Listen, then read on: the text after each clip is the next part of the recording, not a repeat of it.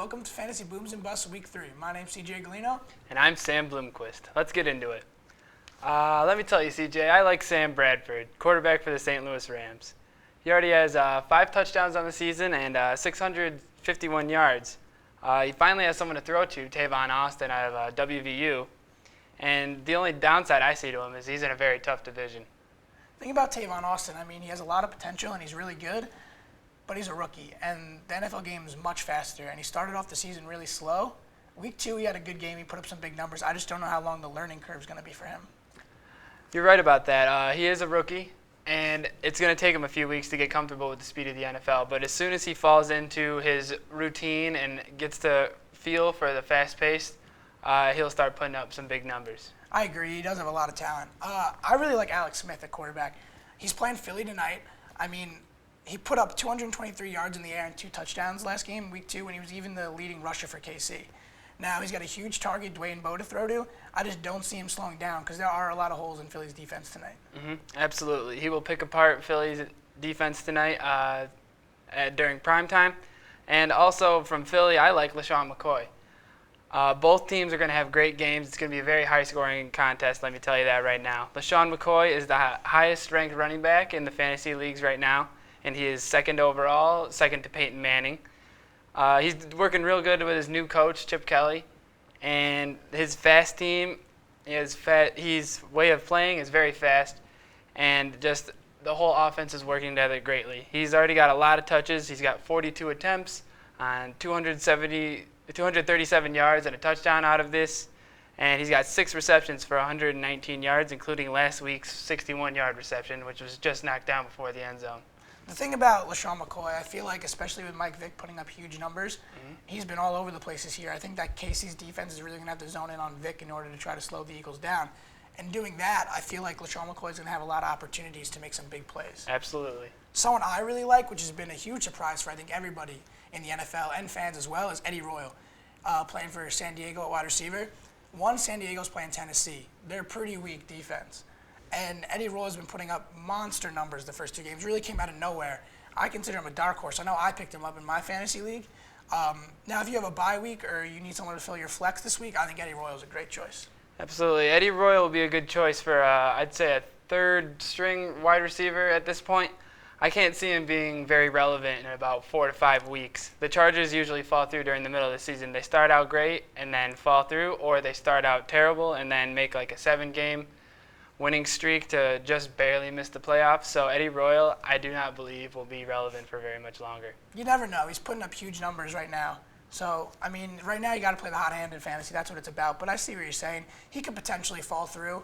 But right now, you got to give him a shot until he stops putting up those numbers. Absolutely. I'd have him on my team for about 2, maybe even 3 more weeks. But other than that, I don't think he'll hold up for much longer.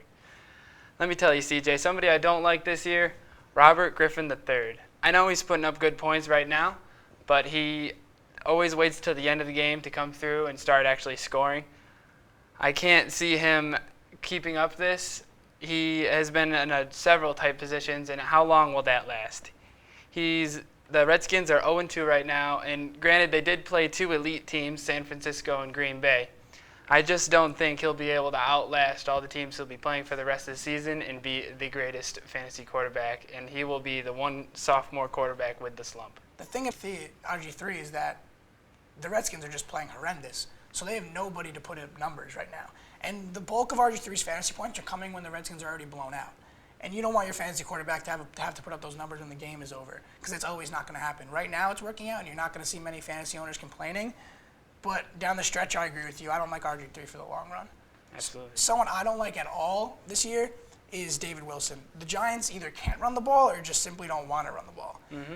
David Wilson was someone that a lot of people picked this year in fantasy, and I think that it was a good pick until we saw what they're doing. They're just not paying attention to running the ball, and it's not going to work out for fantasy owners. I honestly would certainly not play him, and I would even think about dropping him for someone else. Absolutely, and Coach Tim Coughlin is very frustrated with David Wilson at this point because he started out last season dropping the ball all the time. He had 2 or 3 fumbles within his first 4 games last season, and it seems to be a continuing problem after he got sorted out this season, and he's wondering how much longer can he go with this terrible streak of fumbling. They picked up Brandon Jacobs as sort of either an incentive to push David Wilson further, or they actually have a plan for Brandon Jacobs to be in this Giants offense. Yeah, I don't see why they wouldn't give Brandon Jacobs at least a chance right now.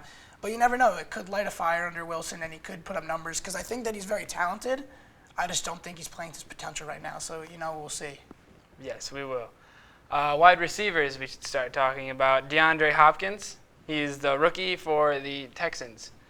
Once Andre Johnson gets covered up, Hopkins is a great choice for the Texans to throw to. Matt Schaub's got the arm to do so. He got the overtime win against the Titans last week. He got 17 fantasy points, at least in my league, and he had 117 yards with the game-winning touchdown. What do you feel about him? I'm a big DeAndre Hopkins fan. I'm a huge Texans fan, so I have him in both my leagues. And the first week, he didn't really do much. But, you kind of got to expect that from a rookie wide receiver. Wide receiver is the hardest position to adjust to, in my opinion, in the NFL, with the speed of the game and the talent at the cornerback position. But Hopkins is phenomenal. He's got crazy speed. He's amazing vertical, and he can catch whatever you throw at him as long as it's in his area. So I like him a lot. Someone that I also like, not a wide receiver, but a tight end position, is Martellus Bennett. Martellus Bennett put up 2 TDs in week 2. I don't see him slowing down, especially with playing the hurting Steelers defense.